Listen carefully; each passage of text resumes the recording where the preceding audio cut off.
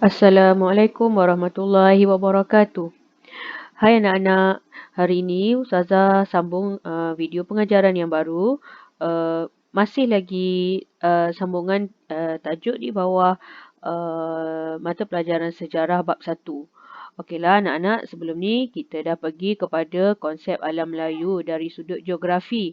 Kita dah belajar macam mana, apakah yang dikatakan alam Melayu dari sudut persempadanan uh, kawasan-kawasan yang didiami oleh masyarakat Melayu. Hari ini kita akan menyentuh konsep alam Melayu dari aspek bahasa. Bermaksud anak-anak, bangsa Melayu itu dipanggil Melayu kerana bahasanya. Okey, kita pergi kepada pandangan tokoh yang pertama iaitu Profesor Emeritus Datuk Dr. Asmah Haji Omar. Beliau menerangkan bahawa bangsa Melayu dipanggil Melayu kerana memiliki bahasa yang mempunyai persamaan antara etnik pribumi dan boleh dikenal pasti melalui perkataan-perkataan tertentu dan membuktikan bahasa-bahasa ini memiliki pertalian kekeluargaan dengan bahasa Melayu. Okey, anak-anak, apakah contoh-contoh etnik pribumi yang memiliki bahasa-bahasa persamaan dan memiliki pertalian keluarga? Ada contohnya di jadual yang telah cikgu sertakan di sini. Tengok kita tengok contoh bahasa Jawa, etnik pribumi Jawa, Brunei, Filipina, Cebu dan Sabah. Okey, mari kita tengok etnik Jawa bahasa Indonesia, tapi mereka ada bahasa etnik mereka sendiri walaupun mereka ada bahasa Indonesia rasmi. Dan bahasa Brunei, bahasa Melayu yang dituturkan oleh orang Brunei, bahasa Tagalog, bahasa Melanau dan bahasa Kadazan Dusun. Okey, kita tengok perbezaan antara bahasa-bahasa etnik pribumi ni dengan perkataan 4 dan 5. Mari kita tengok. Bahasa Melayu 4, bahasa Jawa sebut papat. Bahasa Tagalog, Filipina sebut apat. Dan bahasa Kadazan Dusun sebut apat. Nampak tak anak-anak? Ada persamaan sebutan walaupun perkataannya berbeza. Persamaan sebutan walaupun berbeza tapi merujuk kepada satu makna, iaitu makna angka 4. Kita perhati pula 5. 5. Orang Melayu Brunei panggil 5.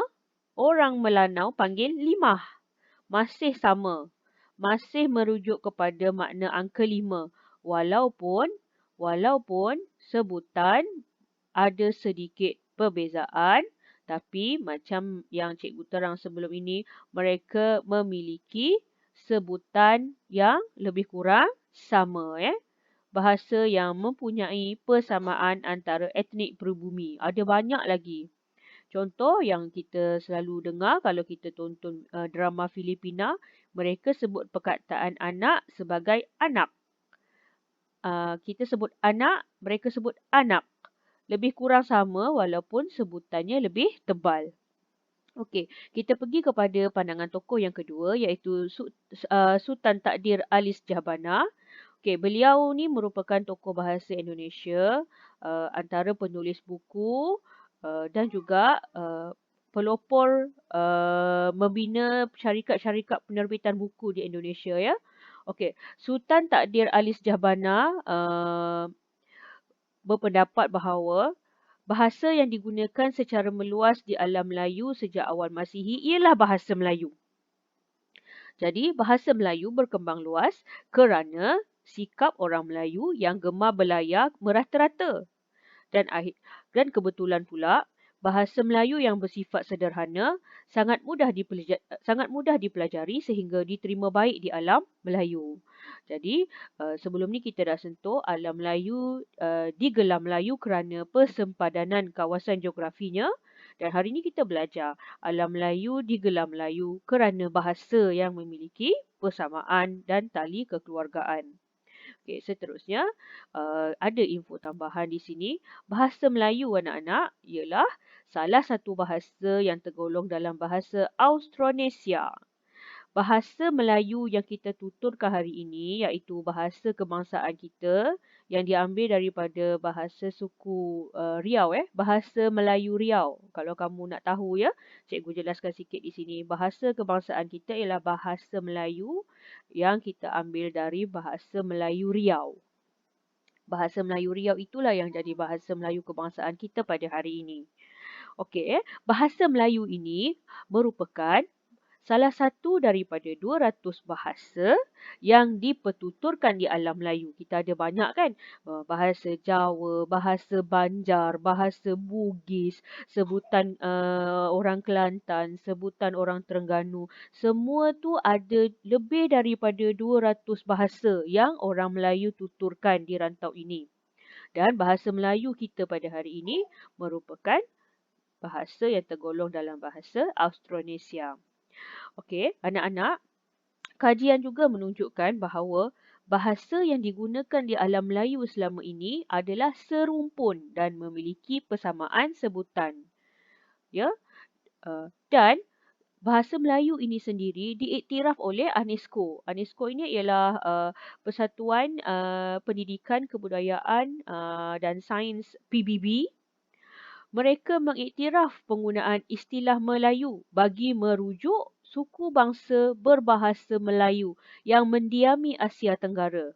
Bermaksud anak-anak, kita orang Melayu diperakui di peringkat antarabangsa bahawa kita adalah salah sebuah bangsa di dunia.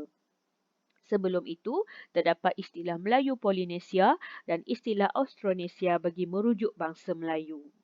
Okey anak-anak, cikgu harap kali ini kamu lebih memahami kenapa kita digelar Melayu. Selain daripada kerana geografi kita, kita juga digelar Melayu kerana kelompok masyarakat kita memiliki bahasa yang serumpun. Setakat itu dulu hari ini untuk kali ini anak-anak. Semoga kamu terus bersemangat mengikuti sesi pembelajaran PDPR di rumah masing-masing. Jangan lupa siapkan nota ya. Ustazah undur diri. Assalamualaikum warahmatullahi wabarakatuh.